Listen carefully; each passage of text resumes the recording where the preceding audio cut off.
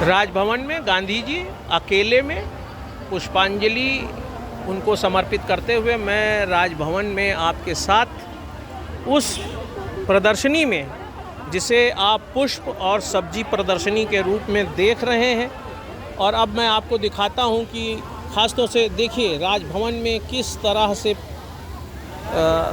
आप इस फल को ये गोभी है, आप इस गोभी को देखकर जान सकते हैं कि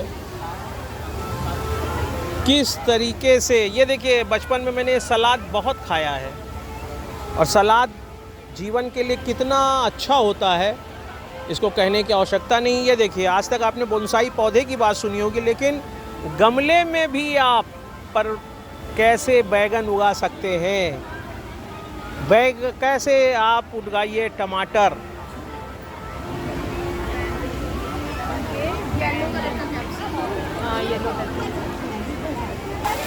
रहीमन पानी राखिए बिन पानी सब सून, पानी गए न उबरे मोती मानस चून। और पानी का निकलने वाला यह फव्वारा हमें जीवन के उस तथ्य के प्रति आनंदित करता है जो यह हमें वैज्ञानिक रूप से बताता है कि कोई भी जीवन की उत्पत्ति पृथ्वी पर जल से हुई है। यही कारण है कि पृथ्वी का कोई भी जीव जंतु हो, जब वह पानी के पास होता है तो आनंदित होता है, और इसी को आप इस समय राजभवन में महसूस कर सकते हैं।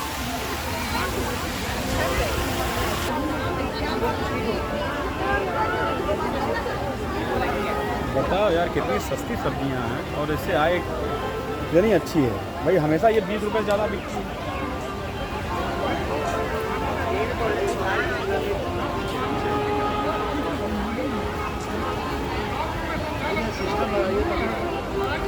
हमारे देश में सबसे बड़ी बात यह है कि हम उन तथ्यों से न जानकारी रखते हैं, न ही हम जानते हैं, जिसके कारण बहुत सी ऐसी बातें हो जाती हैं जिसकी वजह से हम कभी भी यह नहीं जान पाते हैं। आप ये देख सकते हैं कि सामने पर ड्रॉप मोर क्रॉप का कितना सुंदर संयंत्र लगा है।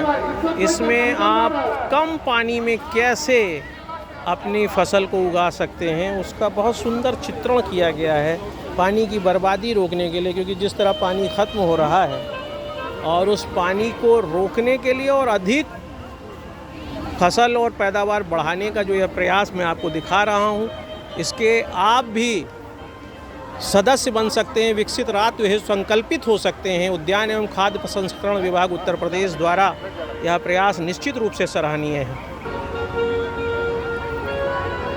आज जब घर छोटे होते जा रहे हैं तो आप घर के यूपर छतों पर कौन सी सब्जी उगा सकते हैं उसको समझने की आवश्यकता है।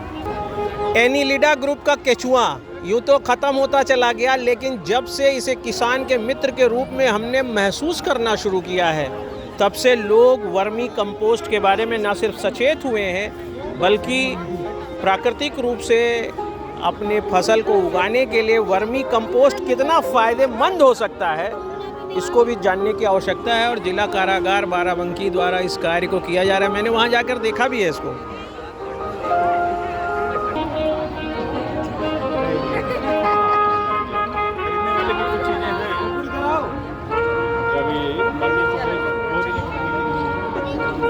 अच्छी देगा मेरे खींचो तो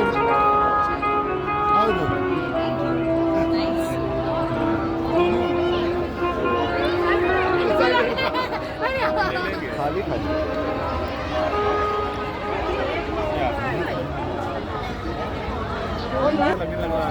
अब एक फूल की खूबसूरती आदमी नहीं समझ पाएगा। अब इकट्ठा एक साथ लगा है पूरा भीड़ जंगल जैसा।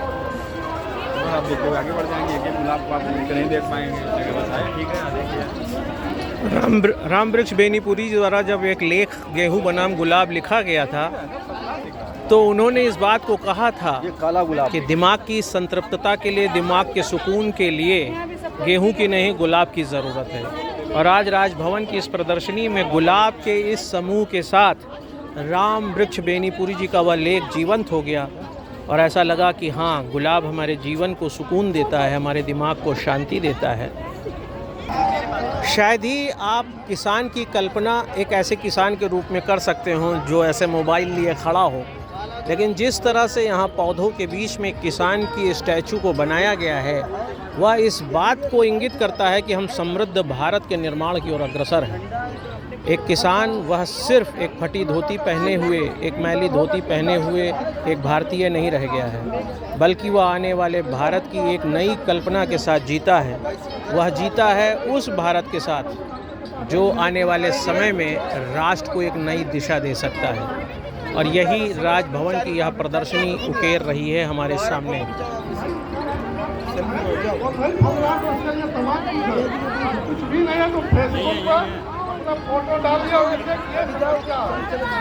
और इस तरह से एक छोटे समय में मैंने आपको यह बताने का प्रयास किया है कि ज़मीन से उगने वाली चाहे सब्जी हो चाहे फल हो, कहने को ज़मीन को हमने हमेशा उस रूप में देखा है जिससे बचने के लिए हम चप्पल जूते पहनते हैं। ज़मीन से बचने के लिए हमने टाइल्स की फर्श बना लिया है, लेकिन उसी ज़मीन ने हमें यह उगल कर सब्जी पौधे हमें हमारे सामने रखे हैं, जिनके साथ हम जीवन के उस दौर को जी पा रहे हैं जहाँ पर सिर्फ हमारा ही नहीं, आने वाली पीढ़ियों का भविष्य सुनिश्चित हो रहा है। अगर ये फूल हमारे दिमाग को, मन को संतृप्तता नहीं देंगे, अगर सब्जियां हमारे शरीरों को पुष्ट नहीं करेंगी, तो शायद ही हम आप यह सोच पाएँ कि मानव जीवन संभव है। और उसी मानव जीवन की निरंतरता को उकेरने वाला यह सब्जी और फल का प्रदर्शनी निश्चित रूप से हमारे सामने उस रूप में सामने खड़ा है जहाँ पर मैं इसके अंत उस तरफ ले जाकर कर रहा हूँ जहाँ बजरंगबली शक्ति के देवता विराजमान हैं। ये अशोक वाटिका की फ़ोटो है। मैं अखिल भारतीय अधिकार संगठन के लिए डॉक्टर आलोक चांटिया।